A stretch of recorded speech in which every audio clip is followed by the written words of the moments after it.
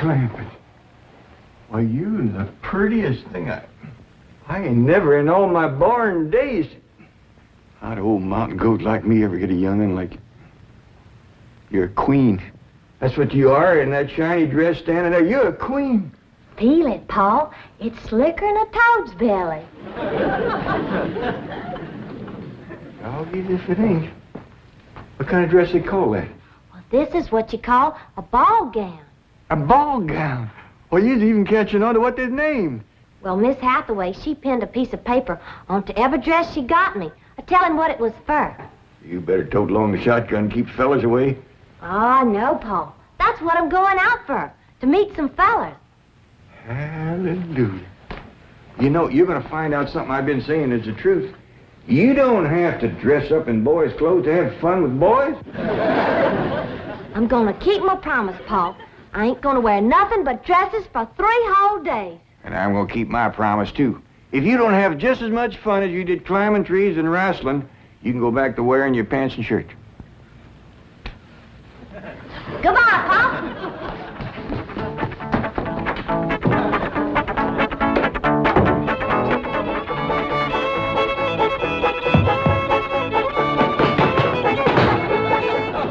What you doing? Killing ants?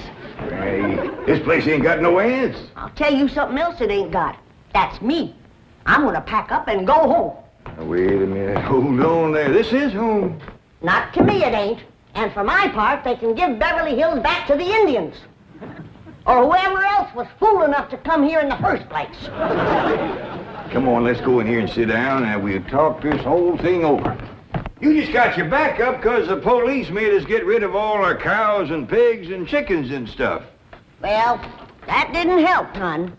But if they don't allow folks to have stock, why have they got that all-fired fancy stock pen down there? Well, Granny, it turned out that there was something called a tennis court. What in tarnation is a tennis?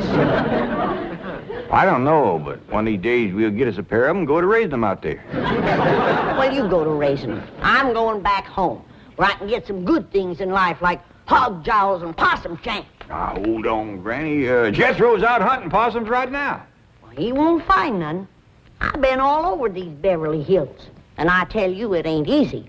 Climbing fences and walls and jumping over hedges to get around those cement ponds where there are a lot of half-naked women laying there smearing themselves with oil and yelling at you to get out, get out. I tell you, Jed, this place is full of the laziest, greasiest, unfriendliest mess of people I ever did lay my eyes on.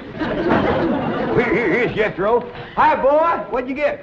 I got chased by a fellow with a club. Now, you hear that, Jed? It says Beverly Hillbillies picking on a little boy like Jethro. Come on, Jethro, load up the truck and let's head for home. Hold on. I think I know what's ailing you two. You're just plain old homesick. Well, I'm sick of this home, I can tell you that. Yeah, now, I got a surprise. I've been kind of saving. I reckon now's good times any to let the cat out of the bag.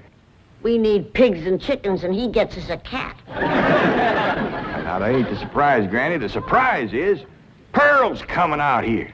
Ma's coming out here? Yeah, and she's bringing your sister Jethrine. Hot diggity dog. Yeah, I wrote her a letter. I said, Pearl, I says, why don't you come out here and bring Jethrine? We got lots of room and plenty to eat, and we sure is a hanker to see you. Oh, boy. I gotta get us some possum now, because if there's one thing Ma and Jethrine likes, it's grits and possum shanks.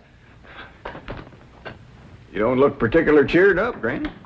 Jed, you might fool that boy with a story like that, but not me. What do you mean? Since when can you write letters? But now, wait a minute. Wait a minute. Granny, I didn't write that letter by hand. Held the pencil twixt your toes, did you? No, I wrote it by a new way. The banker's secretary showed me. It's called dictation. What's dictation? Oh, it's wonderful, Granny. You just talk and she writes it down. She sure must write fast. Yeah, and with a bad hand, too. She got a bad hand? This one, she calls it her shorthand. I don't care how many letters you dictate, Jed. Pearl ain't a-coming out here. Leastwise, not right now. Well, sure she is, Granny. She's looking to find a husband for Jethro. I'll tell you who Pearl is looking to get a husband for. Pearl. And I think she's got her cap set for that oil man that bought your swamp. Mr. Brewster? Why, he lives clean over to Tulsa. Yeah, but pumping oil brings him over to your place. And I'll bet you pigs to polecats that when he shows up, Pearl ain't far behind.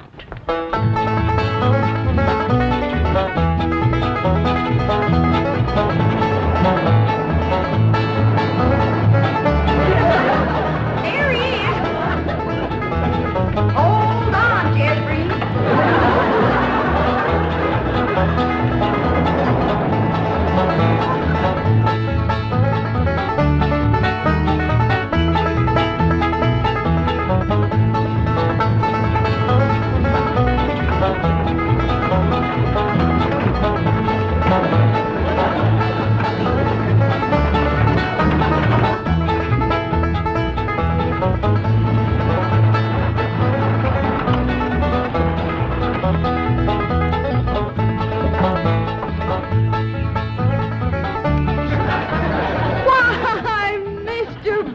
Of all people, fancy meeting you here. Small world, ain't it? Yes, it certainly is. Oh, this here's my daughter, Jethro. This is Mr. Brewster, dear. I'm pleased to meet you, young lady. Hi. May I give you a hand, Mrs. Bodine? Oh, thank you. Stay in the buggy, dear. Careful now. There we are. Well, I see you girls are on your way to a Halloween party. What kind of party? Halloween. What's a Halloween? You don't celebrate Halloween here in the hills? Well, I never heard of it. What's it like? Well, it's an occasion where everyone gets dressed up in their most beautiful clothes.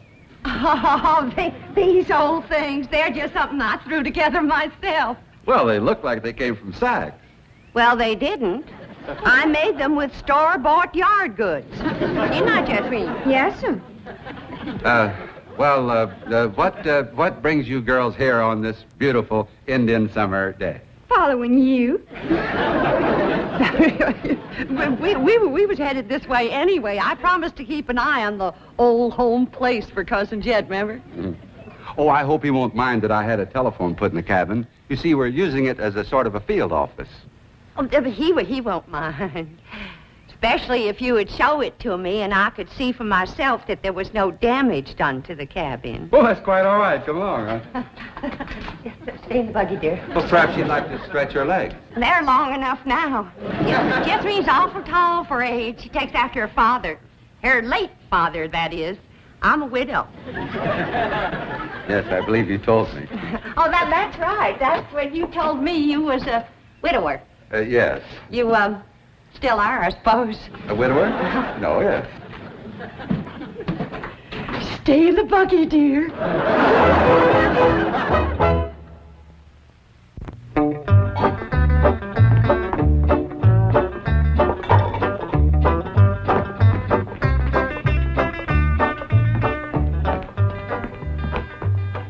I'm going back where I should have stayed in the first place. Now, Granny, before you do something your lad will be sorry for, you better take another look around.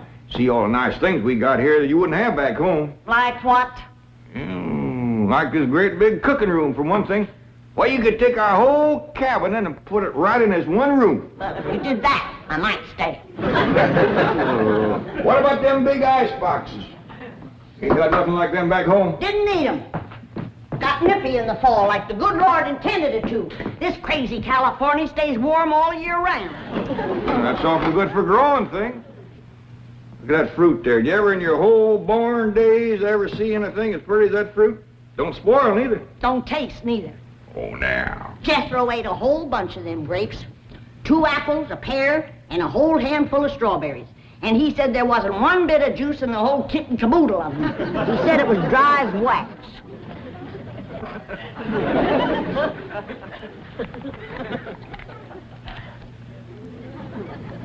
His are mighty dry and gummy. Maybe you ain't supposed to eat this fruit. That's the trouble with this miserable place. You ain't supposed to do nothing. You ain't supposed to have cows or pigs or chickens. You ain't supposed to fire up the still and make a little moonshine whiskey. Answer me, what can you do in this Beverly Hills? Well, you can do lots of things, Granny. Things you couldn't do back home. Name one. Well, you can call up your friends on the telephone. No, you can't. Why not? 'Cause we ain't got no friends, that's why not. There ain't been one neighbor come a-calling on us since we moved in here. Oh, so that's what's ailing you. Nobody's been coming to call. Well, now you got to remember what Pearl said. This here is Beverly Hills, where the movie stars live. What's that got to do with it? What's that got to do with being friendly? Nothing. I just thought it might sidetrack you. Well, it didn't. Movie stars are people just like us, ain't they? Yeah, certainly it's prettier. Wouldn't it be worth waiting for if one of these days there come a knock on the door, and we go to answer it, and we open up the door, and standing there would be Mary Pickford. Mary Pickford? Yeah, with the golden curls hanging down her back, and her pretty little rosebud mouth saying friendly things like, howdy there, I'm Mary Pickford. Oh, you'd say to that? I'd say, who's Mary Pickford, that's right. Granny, she's America's sweetheart. You know that movie house where Pearl plays piano on Saturday nights? I heard of it. Well, she says little old Mary is everybody's favorite. Well, tell me this. If Mary Pickford moved in that little cabin down the creek from us back home, what would we do? Oh, we'd have gone calling and brought her over a mess of pone and skinned possum. Yeah. And has Mary Pickford brought us a mess of pone and skinned possum? No, she ain't. You gotta remember, Granny, she probably spends 4 or 5 hours a day just fooling with and combing that beautiful curls hangs clear down Uncle to... Jan! Well, hello, Jethro. What'd you get this time? I got arrested. Yeah. Policeman, he took my gun away. He said they don't allow hunting in Beverly Hills. That does it. That does it. Then he pointed to old Duke here. He said, that dog had his rabies shot? And I said, no, sir, that dog ain't had nothing shot. I'm careful with a gun. What'd he say? He said, oh, a wise guy, huh? So he put Duke and me in his police car. But we jumped out and run. Oh, is Ma and Jethro here yet? No, and they ain't a-coming. Now, if you want to see your ma and your sis, you pack up that truck, and you and me will skedaddle back home where folks is friendly. Now, Granny. Doggone if she ain't the muleyest little woman. Granny, now just a minute. Now, Granny, will you just let me say one thing? Well, you be quick, 'cause I got a long trip ahead of me. Granny, I know it ain't been easy for you out here. New things is always vexing, especially at your age, but I'm bound and determined to keep this family together. And if you go back to the hills, we's all going with you. Now, I'm asking you please to stay. Not for my sake, but for Elly Mae. Granny, what this place has done for her is a plain miracle. Why, that wild Injun has become a grand lady. I wish you could have seen her go out that door looking like a queen in a picture book. I tell you, I just wanted to sit down and bawl, the way you done when I married her ma. Now, she's just... She's out there now. Now, just wait, Granny. Wait till you see. In here, Elly Mae. Huh? You sure was right. Oh, Hogan, you don't have to wear boys' clothes to have fun with boys. May, you promised me you wouldn't wrestle. I ain't been wrestling. And what have you been doing in your ball gown? Doing what I'm supposed to do, playing ball. Oh, I made 2 touchdowns and kicked 3 field goals.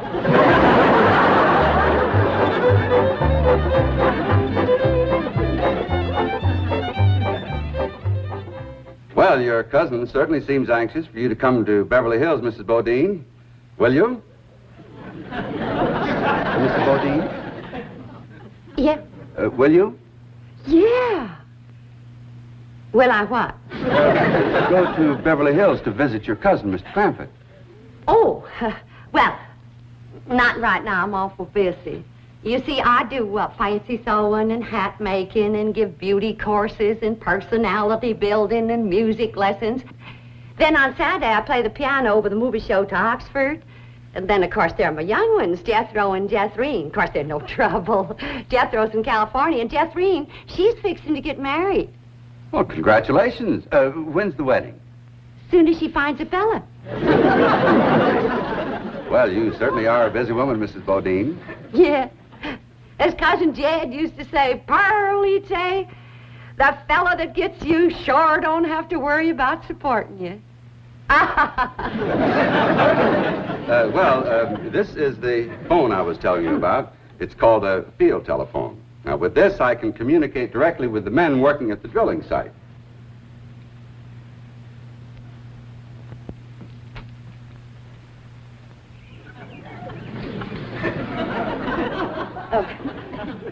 Any young men down there?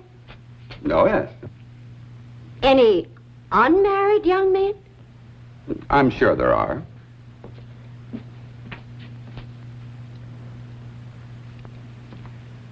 Any tall unmarried young men? Well, they're probably all sizes.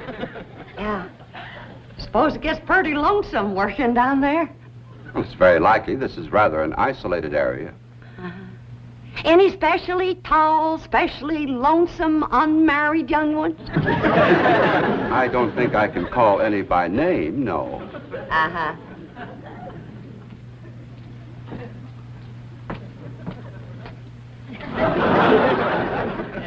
Well, I was just wondering.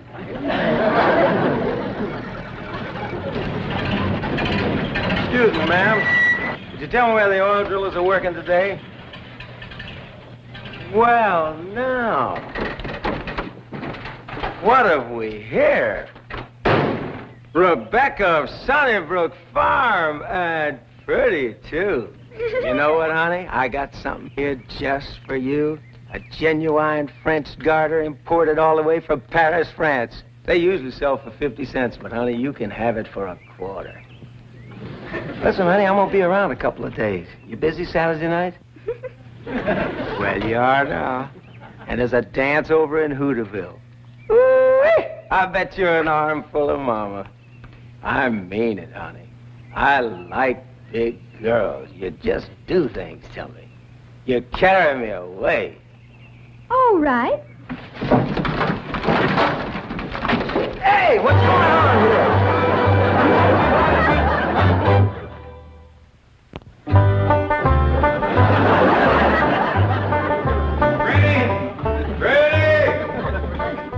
Oh, there you are. What are you doing? I'm figuring. And I figure best when I'm fishing. Ain't no fish in there. I ain't fishing for fish. I'm fishing for figuring. Yeah, what kind of figuring you fishing for? I'm fishing to figure how I can get home. Now, Granny, I've been doing some figuring, too. And you know, I think I got it figured out how come the neighbors ain't come to visit us. I'm listening. Well, I got it figured. Out here in Beverly Hills, instead of them coming to see us, we go to see them. How come? Oh, I don't know how come. That's just the way I got it figured. Mighty convenient figuring. Granny, it wouldn't do no harm and to give it a try. A lot of things is different out here. Well, I'll fish on it for a spell. Take possum. Feed like a whale. Who said there ain't fish in here? Well, that's the prettiest I ever seen. Ah, I gotcha, you rascal. I'm gonna throw you right in the frying pan. This thing ain't nothing but skin. That's your Beverly Hills for you. All flashy and show on the outside and nothing on the inside where it counts. Now, fish and people is two different things. We're going to calling on our neighbors, and then we'll do our judging.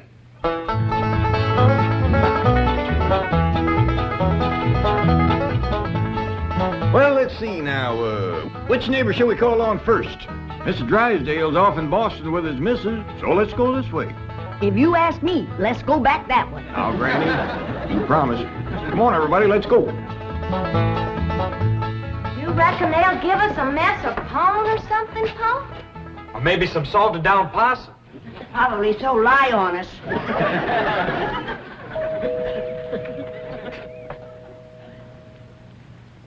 I'm not expecting anyone, Agnes. Oh, it's probably just some children playing trick-or-treat, ma'am. Howdy, ma'am. We's the Clampetts. You got something for us? Jethro. Aren't you rather big for this? Yes, ma'am, we are. In fact, I don't see how anybody gets through that little door. Just a minute. Come in. Come in and set a spell, as you folks say up in the hill. Well, thank you. We got a lot of calls to make. But, this here is Granny. Howdy. Hello? I'm my daughter, Elly. Oh. My nephew, Jethro. Jethro. And I'm Jed. Hello, Jed. I'm Agnes. Just call me Aggie. Mighty nice place you got here, Aggie. Oh, shucks, 'tain't nothing but a heap of bricks, but we call it home. Well, sure is nice to meet up with you. Oh, now wait just a minute. I got something for you. Wait a second.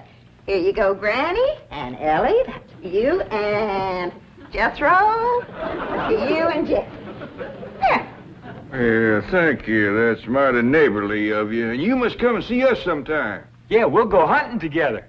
Hey, Aggie, you like to play football? Love it. Well, there's a whole bunch of fellas that plays in the pasture down the way a piece. And they'd like it just fine if I could bring some more girls along. I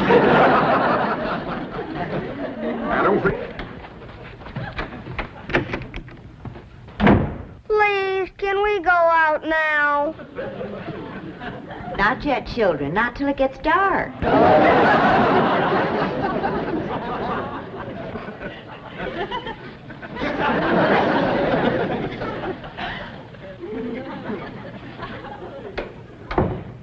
Ain't that the most pitiful thing? Heart-rendering. Just heart-rendering. Nice-looking woman, friendly as you please. But them young'uns is the homeliest I ever see. Wonder she didn't want to come a-calling on us. Yeah, reckon I'd stay home, too, if my kids looked like that. Kid, I ain't never gonna say a bad word about nobody. I know what you mean. Diggies, every house we went to, they was nice to us, wasn't they? Sure was, Jed. Hey, listen, everybody. I got an idea. Let's call up Cousin Pearl and tell her to come on out here. Uncle Jed, you can't call Ma on the telephone. Well, Mr. Drysdale said we could call anybody we had a mind to. Well, Ma, she ain't got no telephone at home. Don't matter. She ain't never home nohow. The way I look at it, you can't never tell what you can do until you try. Don't forget to spin the wheel.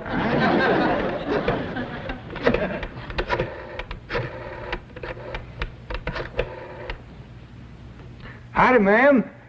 I want to talk to Pearl Bodine back in Oxford. That's right, operator. J.D. Clampett in Beverly Hills. Oh, Jed's sure gonna be surprised to hear me talking at him on this thing. Oh, they're ready to make the connection. Hello? Jed! That you, Jed? You betcha it is. Hello, Pearl, you old rascal. What you doing down there? Hi there, Aunt Pearl. This here's Elly. Jethro talk in a minute, but first I want to say something. You gotta come out here to Beverly Hills and bring Jethro. If she can't get a husband out here, there ain't no hope. You ain't never seen so many homely young'uns in all your born days.